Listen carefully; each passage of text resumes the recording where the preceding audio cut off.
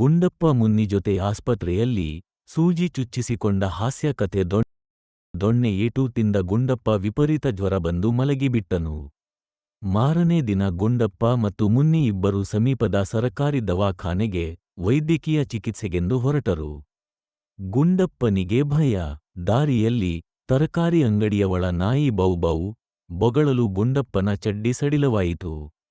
2 ಹೆಜ್ಜೆ ಇಟ್ಟಿದ್ದೆಯೇ ದವಾಖಾನೆ ಬಾಗಿಲ ಬಳಿ ನಿಂತಿದ್ದ ಧಡೂತಿ ನರ್ಸಮ್ಮನ ಕಂಡು ಗುಂಡಪ್ಪನ ಚಡ್ಡಿ ತೇವವಾಯಿತು. ಡಾಕ್ಟ್ರಮ್ಮ ಬಿಪಿ ಪರೀಕ್ಷಿಸಲು ಪಂಪ್ ಮಾಡುವಾಗ ಊಹು ಎಂದಳು. ಬಿಪಿ ಪರೀಕ್ಷೆ ಮುಗಿಸಿದ ಮೇಲೆ ಗುಂಡಪ್ಪನಿಗೆ ಡಾಕ್ಟ್ರಮ್ಮ ಲಸಿಕೆ ಹಾಕಿಸಬೇಕು ಎಂದಾಗ ಗುಂಡಪ್ಪ ಗಡಗಡ ನಡುಗಿದ. ಮುನ್ನಿ: ಗುಂಡಪ್ಪ, ಹೀಗೆ ಗಡಗಡನೆ ನಡುಗಿದರೆ ಹೇಗೆ? ಪುಟ್ಟ ಸೂಜಿ ಚುಚ್ಚಿಸಿಕೊಳ್ಳಲು ಇಷ್ಟು ಭಯವೇ? ಗುಂಡಪ್ಪ: ಮುನ್ನಿ, ಹುಷಾರ್, ನಾನು ಕಹಿ ಗುಳಿಗೆಯನ್ನು ಬೇಕಾದರೆ ತಿನ್ನಬಲ್ಲೆ, ಆದರೆ ನನಗೆ ಸೂಜಿ ಬೇಡ. ಬಹಳ ಗಾಬರಿ. ಮುನ್ನಿ: ಗುಂಡಪ್ಪ, ನಿನಗೆ ಗಾಬರಿಯಾದರೆ ತಕ್ಕೋ ತಿನ್ನು ಕೊಬ್ಬರಿ ಎಂದು ಮುನ್ನಿ ಮಿಠಾಯಿ ಹಿಡಿದು ಗಮನ ಬೇರೆಡೆಗೆ ತಿರುಗಿಸಿದಾಗ ನರ್ಸಮ್ಮ ಕಛಕೆಂದು ಚುಚ್ಚಿಬಿಟ್ಟಳು.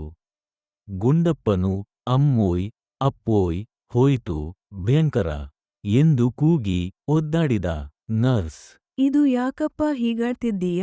ಸೂಜಿ ಕೊಟ್ಟರೆ ದನಕ್ಕೆ ಇರುವೆ ಕಚ್ಚಿದ ಹಾಗೆ ಆಗೋದು, ಇಲ್ಲ ಆದ್ರೆ ಇನ್ನು ನೀನು ಹಂದಿಯಂತೆ ಹೆಣಗಾಡುತ್ತಿದ್ದೀಯ ಯಾಕೆ?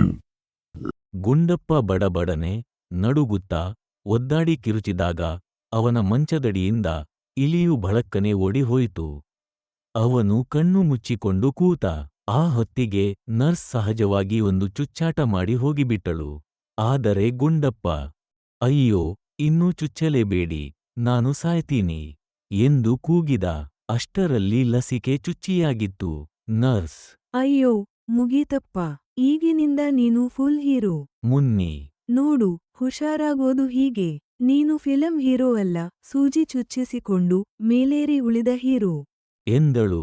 ಗುಂಡಪ್ಪ ಲಜ್ಜೆಯಿಂದ ತಲೆಯನ್ನು ಕೆಳಗೆ ಹಾಕಿದ. ಆಸ್ಪತ್ರೆಯ ಸುತ್ತಮುತ್ತ ಎಲ್ಲರೂ ನಗು ಪಟಾಕಿ ಹಾರಿಸಿದರು.